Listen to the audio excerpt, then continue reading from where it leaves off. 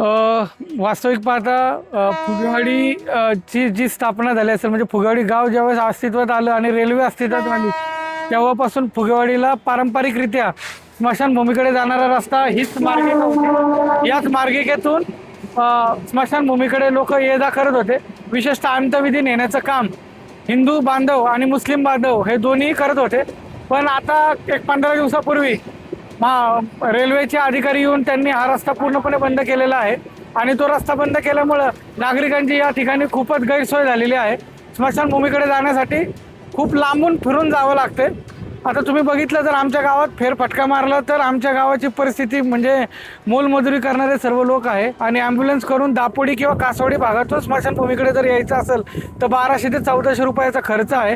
एवढं खर्च करण्याची सुद्धा माझ्या येथील गोरगरीब लोकांची आपण म्हणू शकता की त्यांचं तेवढं उत्पादन नाही आहे. तर अशा परिस्थितीत हा रेल्वेचा मार्ग म्हणजे स्मशानभूमीसाठी येण्या जाण्यासाठी तरी तो खुला ठेवावा अशी आम्ही रेल्वे विभागाला बऱ्याच वेळा विनंती केली, पण ती काही पूर्ण झाली नाही. वास्तविक महानगरपालिकेचा पाठपुरावा प्रशासनाच्या काळात ग्रामस्थांनी केला आणि प्रशासनाच्या काळामध्ये फुगेवाडीसाठी जवळजवळ 16 कोटी रुपये पुशब्रिजसाठी मंजूर झाले.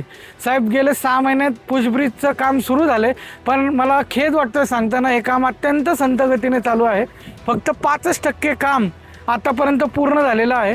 म्हणजे जे काम करतात त्यांनाच अजून शाश्वती नाही की आपला जो दिलेला कार्यकाळामध्ये म्हणजे 18 महिन्याचा जो कालावधी दिला आहे त्यामध्ये ते काम पूर्ण होईल का नाही.